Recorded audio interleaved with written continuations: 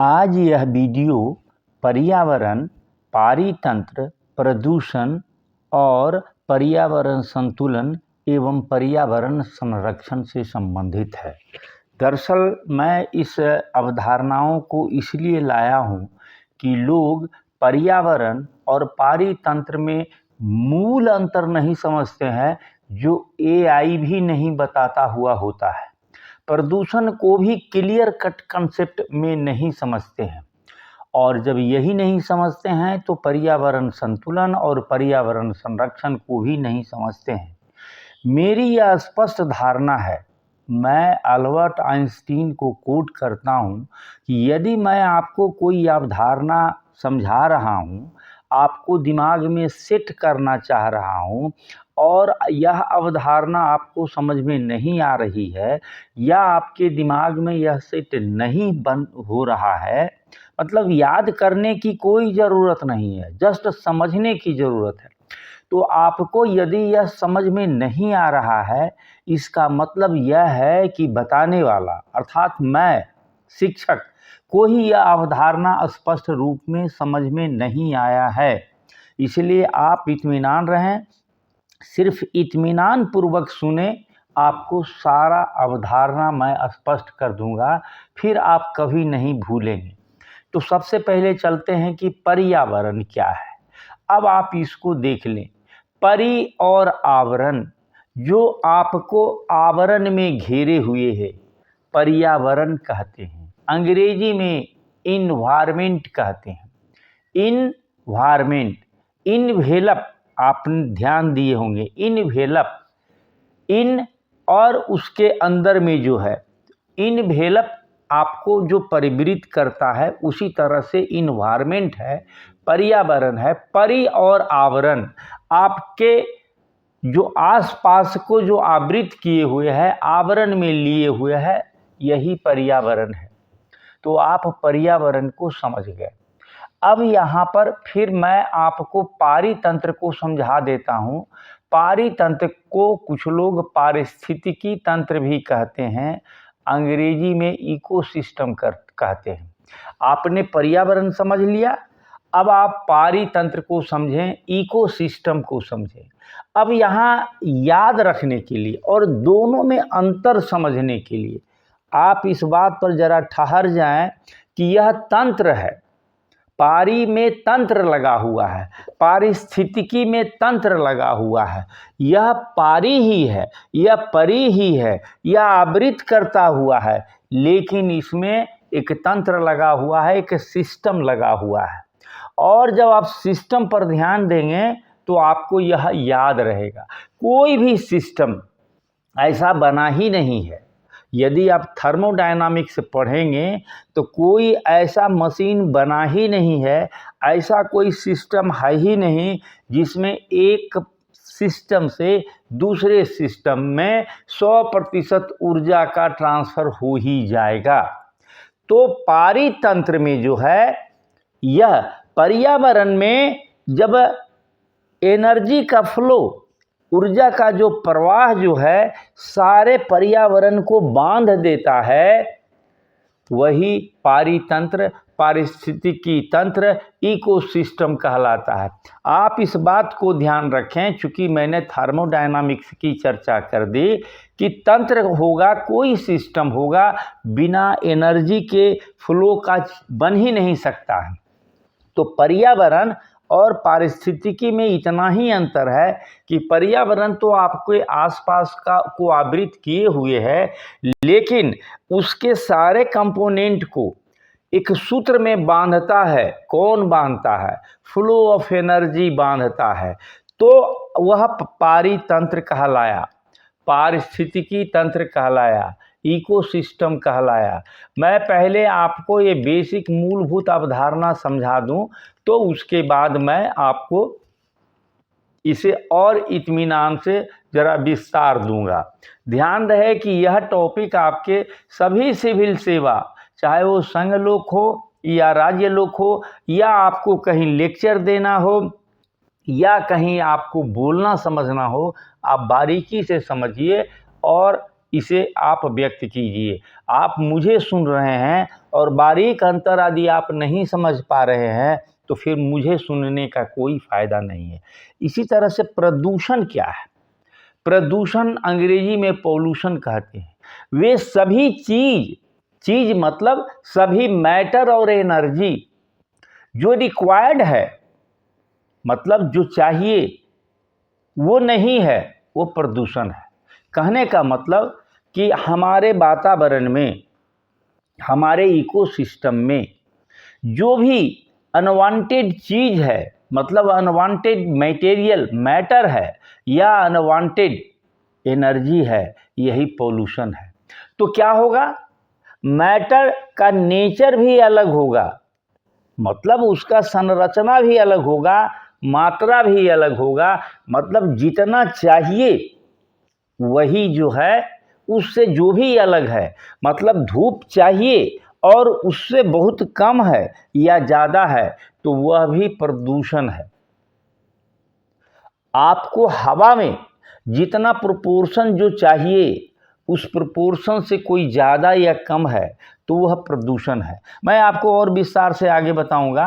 पहले आपको ये जो पांचों जो शब्द मैंने इस्तेमाल किया है उसको थोड़ा सा बता देना चाह रहा हूँ कि ये है क्या।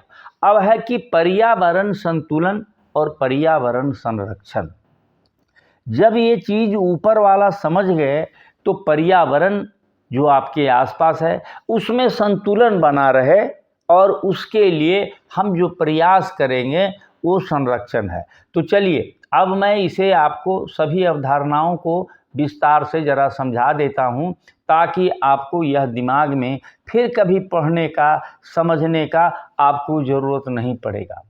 तो पर्यावरण का अर्थ होता है कि वह समस्त, जहाँ आप हैं वह समस्त प्राकृतिक नेचर द्वारा जैविक अजैविक दोनों चीज़, सामाजिक और सांस्कृतिक जो परिवेश है।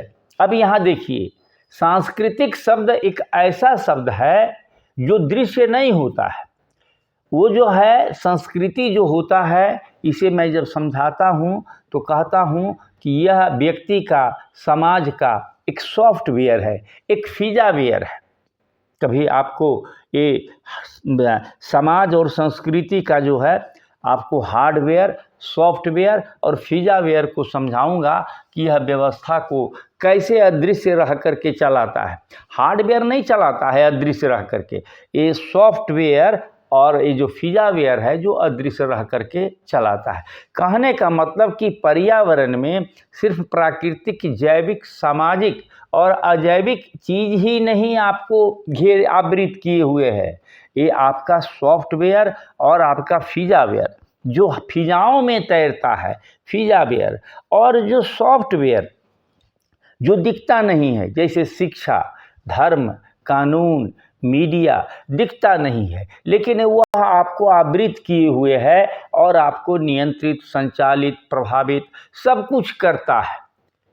तो पर्यावरण का सामान्य अर्थ यह हुआ कि वह समस्त प्राकृतिक, जैविक, अजैविक, सामाजिक और सांस्कृतिक परिवेश जो किसी जीव या मानव को चारों ओर से घेरे हुए है, चारों ओर से आवृत किए हुए है, जो उसके जीवन को, उसके मानसिकता को, उसके व्यवहार को, उसके विकास को प्रभावित करता है, नियमित करता है, संचालित करता है। तो यह बात आप जब समझ गए, लेकिन जब आपको स्पष्ट रूप में समझाने या लिखने की ज़रूरत होगा तो आप लिखेंगे जीव के चारों ओर विद्यमान, मतलब प्रेजेंट, सभी भौतिक, जैविक और सामाजिक सांस्कृतिक परिस्थितियों का जो समग्र है, जो टोटलिटी है, उसी को पर्यावरण कहते हैं। अब समझने के लिए सिर्फ बता रहा हूँ, वैसे आप जानते हैं कि पर्यावरण के कंपोनेंट क्या क्या होते हैं, घटक क्या क्या होते हैं। तो घटक 3 तरह का होता है। अब घटक जैसे प्राकृतिक है, जैविक है और सामाजिक सांस्कृतिक। आप सांस्कृतिक शब्द आपको सिर्फ यही काम नहीं देगा, आपको अनेक प्रश्नों में, अनेक निबंधों में ये समझ में आपको काम देगा, क्योंकि संस्कृति को लोग समझते नहीं हैं। संस्कृति की अभिव्यक्ति को लोग संस्कृति समझते हैं, और संस्कृति को दरअसल कहीं भी मैंने आज तक सामान्यतः किसी पुस्तक में नहीं देखा है कि संस्कृति को वो समझाए। उदाहरण दे देंगे, बहुत से एग्जाम्पल मिलेंगे और उसी को संस्कृति बताएंगे। खैर, यह टॉपिक यहाँ नहीं है। कभी आपको सभ्यता, संस्कृति, समाज, संस्कार, धर्म, ये सब किसी दिन टॉपिक पर बताएंगे, तो उस दिन विस्तार से बताएंगे। तो प्राकृतिक पर्यावरण में ये हवा, वायु है, जल है, भूमि, पर्वत, नदियाँ, वन, जलवायु आदि आदि। इसी तरह से जैविक पर्यावरण में जो है मनुष्य है, पशु, पक्षी, पेड़ पौधे, सूक्ष्म जीव, माइक्रो ऑर्गेनिज्म इत्यादि सारे चीज जैविक पर्यावरण में, मतलब जो चेतना युक्त आपको जो भी चीज है जो आपको आवृत किए हुए है वो जैविक पर्यावरण है। और सामाजिक सांस्कृतिक पर्यावरण क्या हुआ? समाज का जो हिस्सा है, कंपोनेंट है, परिवार है, समाज है, राष्ट्र है, ये मानवता की बात है, तो ये आपका सामाजिक पर्यावरण हुआ। और सांस्कृतिक पर्यावरण में मैं पहले भी बताया हूँ कि शिक्षा है, परंपराएं हैं, मान्यताएं हैं, कानून है, मीडिया है, और आपको धर्म है, अर्थव्यवस्था है। तो ये सब का जो समेकित स्वरूप, इन टोटलिटी जो आपको आवृत किए हुए है, जो आपको प्रभावित करता है, संचालित और नियमित करता है, यह पर्यावरण के कंपोनेंट हैं। तो शब्द का जो व्युत्पत्ति कैसे हुआ मैं पहले ही समझा चुका हूँ कि परि मतलब चारों ओर। मैं इसलिए भी रिपीट कर दे रहा हूँ कि आपको जो मैंने आश्वासन दिया है कि कंसेप्ट क्लियर कर दें, इसीलिए रिपीट कर दे रहा हूँ तोड़ करके, कि आपको फिर दोबारा पढ़ने का, समझने का ज़रूरत नहीं हो। तो परि मतलब चारों ओर, और आवरण मतलब घेरा होता है, आवरण। तो जो हमें चारों ओर से घेरे हुए है, यही हमारा पर्यावरण है।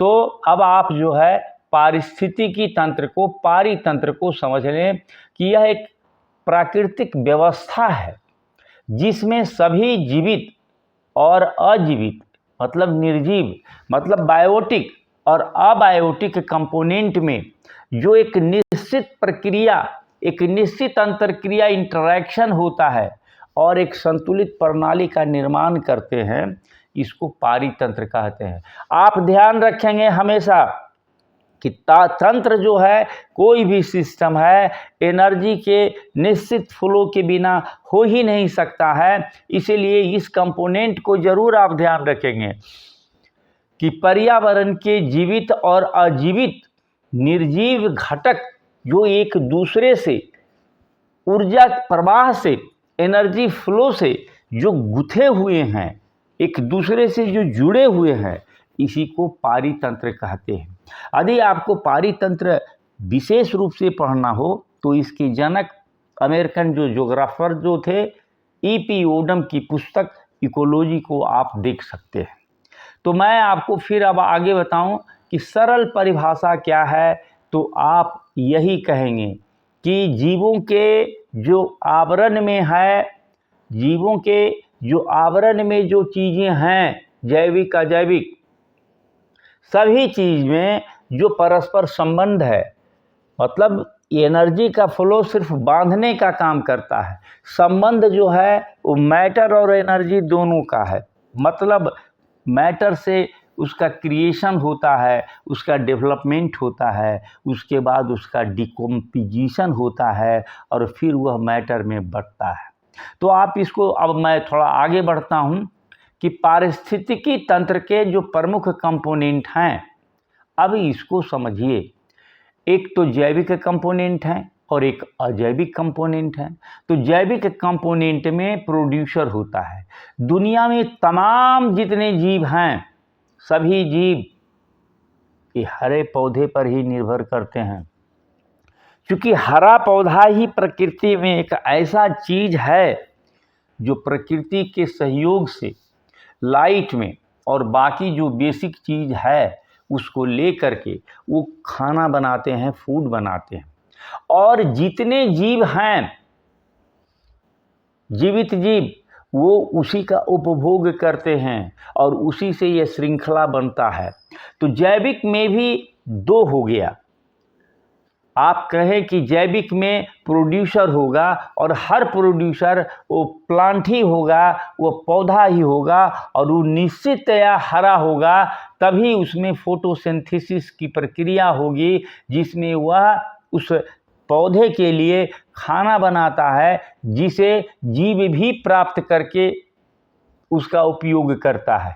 तो पौधे का जो उपभोक्ता होता है दूसरे चरण में कंज्यूमर, वो होता है जो उसको खा करके उससे एनर्जी प्राप्त करता है और मटेरियल भी प्राप्त करता है जिससे वह डेवलप होता है।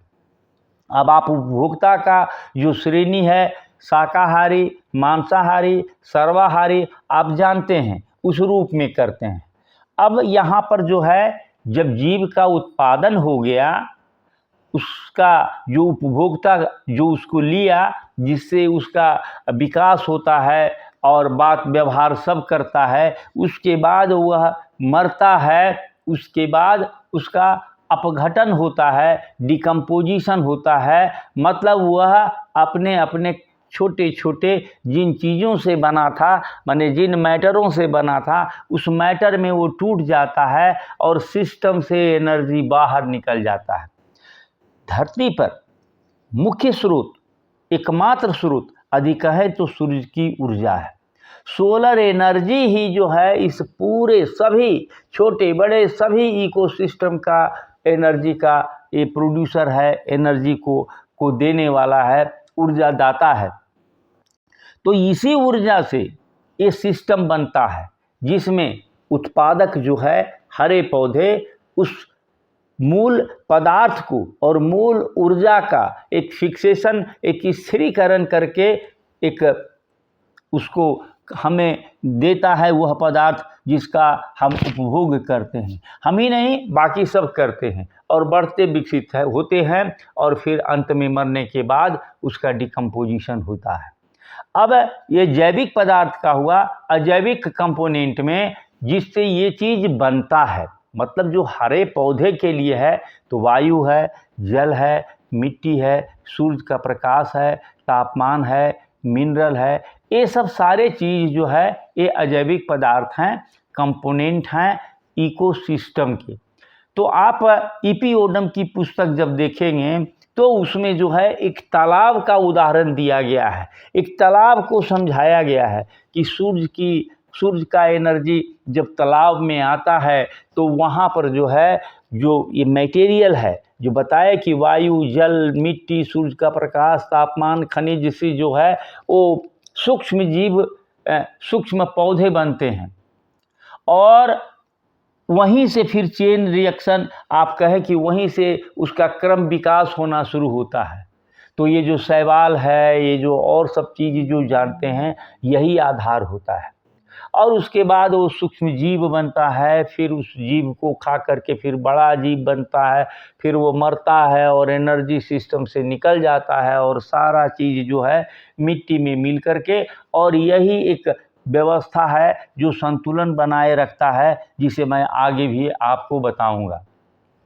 तो इकोसिस्टम का जब उदाहरण आप जब पढ़ेंगे तो देखेंगे कि वन, फॉरेस्ट भी है, घास भूमि, ग्रास लैंड भी है, नदी है, समुद्र है, यहाँ तक एक छोटा सा जो मैंने तालाब का उदाहरण दिया, आप एक छोटा सा खेत को भी कह सकते हैं, अपने घर के आसपास को भी कह सकते हैं। तो आप जो है पारितंत्र को, पारिस्थितिकी तंत्र को, इकोसिस्टम को समझ गए। अब दोनों में अंतर समझ लीजिए कि पर्यावरण जो है एक समग्र परिवेश है जो जीवों को चारों ओर से घेरा हुआ होता है, लेकिन इकोसिस्टम जो है पर्यावरण का फंक्शनल पार्ट होता है, कार्यात्मक भाग होता है, जिसमें जीवित कंपोनेंट जो होते हैं, निर्जीव कंपोनेंट जो होते हैं और ऊर्जा जो होता है, ये तीनों क्रिया करके, ध्यान रखिएगा, सिर्फ जीव और निर्जीव ही क्रिया करता है, लेकिन उसका माध्यम ऊर्जा का फ्लो होता है, ऊर्जा का प्रवाह होता है। इस बात को आप ध्यान रखेंगे तो पर्यावरण एक व्यापक अवधारणा है, जबकि इकोसिस्टम, पारितंत्र पर्यावरण के भीतर को समझने का एक मैकेनिज्म का को रेखांकित करता हुआ एक अवधारणा है। मैं पहले भी बता चुका हूँ, प्रदूषण, प्रदूषण जो है अनवांटेड, आप कहें कि ऑब्जेक्ट, ऑब्जेक्ट शब्द मैं इसलिए कह रहा हूँ ताकि उसमें मैटर और एनर्जी दोनों आ जाए, और अनवांटेड शब्द जो है, अनवांटेड आप ऑब्जेक्ट कहें, अनवांटेड मैटर, यही है जो प्रदूषण है। तो अनवांटेड मतलब जो अपेक्षित नहीं है, जो जरूरी नहीं है, मतलब क्वांटिटी में या क्वालिटी में जो जरूरी नहीं है। तो पहला शब्द अनवांटेड आप ध्यान में रखेंगे, अपेक्षित, जिसकी ज़रूरत नहीं है, बिना अपेक्षा का जो है। और दूसरा क्या है, वो ऑब्जेक्ट है, मतलब मे बी मैटर और मे बी एनर्जी। तो प्रदूषण एक वो स्थिति होता है जो प्राकृतिक संतुलन को डिस्टर्ब करता है, असंतुलित कर देता है ऊर्जा और गतिविधियों के कारण। मतलब वो पदार्थों के कम्बिनेशन को ही नहीं, एनर्जी के फ्लो को भी और उस सिस्टम को भी इस तरह से बदल देता है कि वह जो है मानव प्रकृति के लिए उपयुक्त नहीं होता है। आप ध्यान रखें, प्रदूषण के उदाहरण में यदि आपको समझाना है तो आप ऐसे समझें, यदि आप ग्रामीण क्षेत्र में होंगे तो आप देखेंगे कि गेहूं के खेत में बथुआ का पौधा उग जाता है। बथुआ जो है उस साग के रूप में खाया जाता है और बहुत ही लाभदायक होता है। और गेहूं तो खाते ही हैं आप अनाज के रूप में, सीरियल्स के रूप में। तब गेहूं के खेत में जो बथुआ उत्पन्न होता है वह उस खेत का प्रदूषण होता है, इसलिए बथुआ को उखाड़ करके फेंक दिया जाता है। लेकिन कल यदि हम बथुआ का ही खेती करें, बथुआ का ही साग बेचने के लिए चीटे, तो उसमें यदि गेहूं पैदा हो गया या कोई और पैदा हो गया, उसको हम प्रदूषण मान के उखाड़ के फेंक देंगे। क्यों? क्योंकि मैंने वहाँ बथुआ की खेती की है और ये जो अनवांटेड मटेरियल के रूप में जो गेहूं का पौधा आ गया है, वह जो है ये बथुआ के खेत के लिए, बथुआ के इकोसिस्टम के लिए अनवांटेड मटेरियल है, इसलिए उसको हटा देंगे। और जब गेहूं का खेत है, गेहूं का खेत का जब इकोसिस्टम है, तो वहाँ यदि गेहूं में हमने गेहूं लगाया है, गेहूं को बढ़ाना है, उससे मैक्सिमम आउटपुट लेना है, और वहाँ बथुआ की मात्रा बढ़ गई है, तो वो है जो पोल्यूशन है। मतलब चीज़ एक ही है, वह पृष्ठभूमि और संदर्भ में वो प्रदूषण हो सकता है, नहीं भी हो सकता है। इस बात को आपको समझना होगा। तो पर्यावरण में अवांछित या हानिकारक, अनवांटेड मतलब ही होता है कि वो आपके उपयोग का नहीं है। तो अनवांटेड मटेरियल या एनर्जी, अब एनर्जी में आप देख सकते हैं कि उसका क्वांटिटी है, उसका आपका फ्रीक्वेंसी है, मतलब क्वालिटी है। जैसे हम किसी लाइट को बर्दाश्त करते हैं, लेकिन अल्ट्रा वायलेट, एक्सरे और भी जो हैं उसको है जो अवॉइड करते हैं। तो वो भी प्रसंग बस जो है आपके उपयोग का चीज़ है या वो प्रदूषण का चीज़ है। तो माने इन्वायरमेंट का, पर्यावरण का अवांछित जो मटेरियल है या अवांछित ऊर्जा है, उसके होने से उसकी गुणवत्ता में, उसकी उपयोगिता में, उसकी जो हमारी ज़रूरत के है हो जाता है, घट जाता है, असंतुलित हो जाता है, यही प्रदूषण है। तो प्रदूषण के प्रकार को जब आप किताबों में देखेंगे तो आप कई तरह का लिख सकते हैं। जैसे वायु प्रदूषण, धुआं है, डस्ट है, धूल है, विषैली गैस है, वायु प्रदूषण।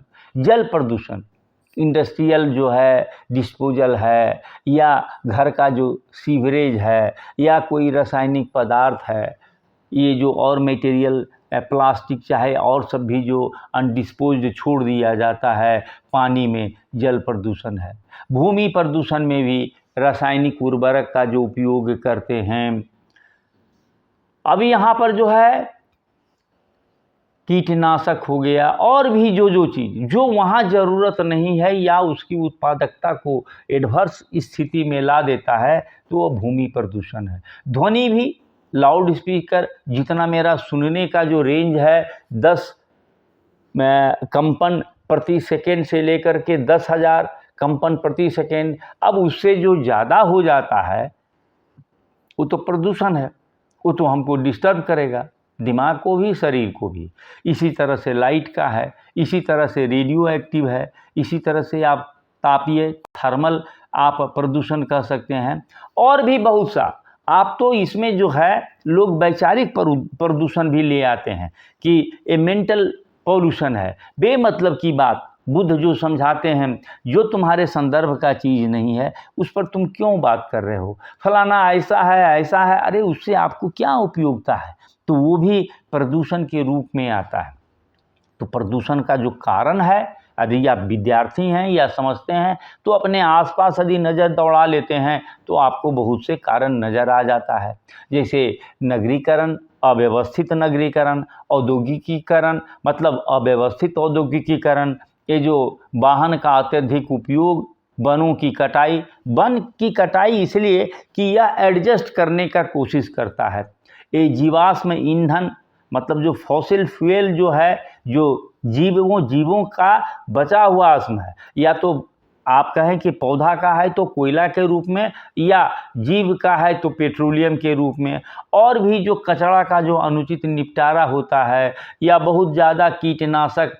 आजकल मैं देखता हूँ धान के खेतों में, बचपन में धान के खेतों में मैं मछली पकड़ लिया करता था, और आज जो है इतने केमिकल का, इतने पेस्टिसाइड, हर्बिसाइड का यूज होता है कि उसमें कोई जीव ही नहीं पनप पाता है। तो ये जो है सिस्टम की बदलने का, इकोसिस्टम बदलने के उदाहरण है।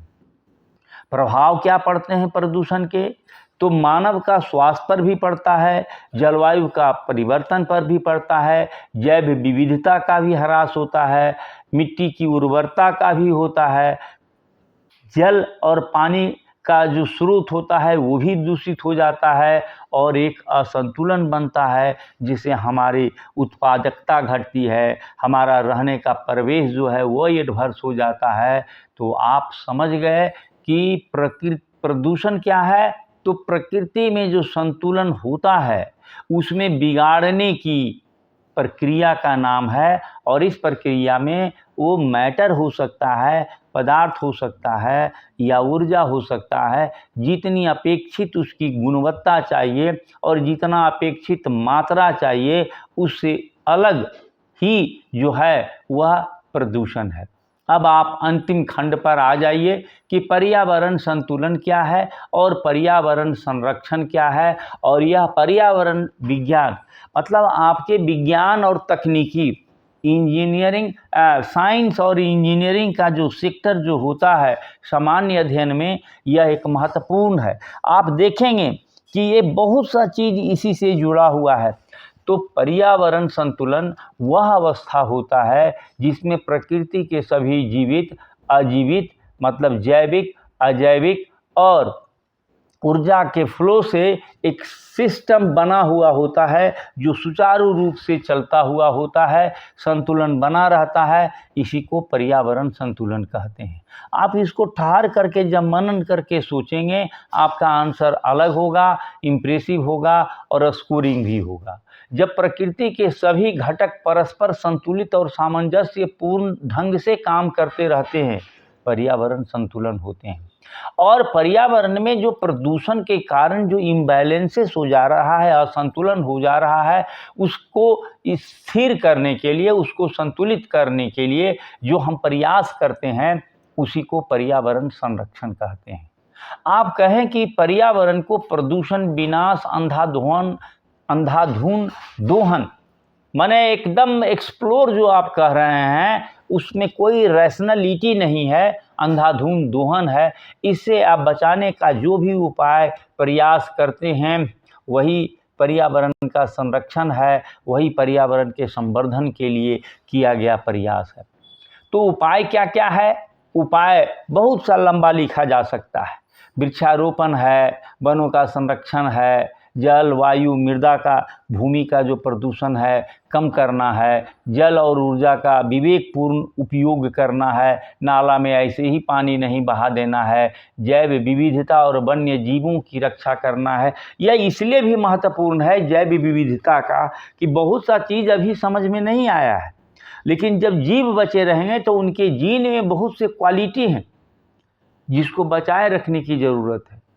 बहुत से जीवों में ऐसा पाया गया है कि वह जीव पानी का हो या ज़मीन का हो या आसमान का हो, वो पूरी दुनिया घूमता है, लेकिन उसके जीन में जो मैग्नेटिक जो एक कहें कि सिस्टम बना रहता है कि वह अर्थ और ब्रह्मांड के मैग्नेटिक फील्ड से कोऑर्डिनेट करके वो अपने घर पर पहुंच ही जाता है। और इसमें आदमी में ये दिक्कत है, आदमी होमो सेपियंस जो पैदा हुआ और सारे दुनिया में फैल गया, वो इसलिए कि उसे कहाँ लौटना है शुरू में पता नहीं था, किसी भी दिशा में भोजन के लिए आगे बढ़ता जाता था। लेकिन ये जीवों में स्थल का, पानी का या हवा का, तीनों के जीन में ये मैग्नेटिक बनावट है। तो मेरा कहने का तात्पर्य है कि ये जैव विविधता और वन्य जीवों का जो संरक्षण अभी बेकार लगता है, उसकी संरचना पर जब ध्यान दिया जाएगा तो वो मानव के लिए आगे बहुत उपयोगी हो सकता है। अभी भी आप देखते होंगे कि इंजीनियरिंग में जो कोड में एक नया संरचना बना करके किस तरह से उपयोग किया जा रहा है। तो आप पर्यावरण संरक्षण और पर्यावरण संतुलन को समझ गए, और सुनने के लिए आपको धन्यवाद। चैनल को ज़रूर शेयर, सब्सक्राइब और लाइक करें ताकि मेरा उत्साह बना रहे, पता लगे कि ये आपको अच्छा लगा है। आप कमेंट भी दीजिए कि आपको चाहिए क्या। बहुत तरह के कमेंट आते हैं, इसीलिए मैं इन चीज़ों को बनाता हूँ। आपको यह ध्यान होगा कि मैं यूपीएससी और स्टेट पीसीएस के लिए भी कोच हूँ, बहुत एक पॉपुलर कोच हूँ। इसलिए मैं आपको इस तरह से इत्मीनान से इस कंसेप्ट को बैठाने का कोशिश कर रहा हूँ। सुनने के लिए धन्यवाद।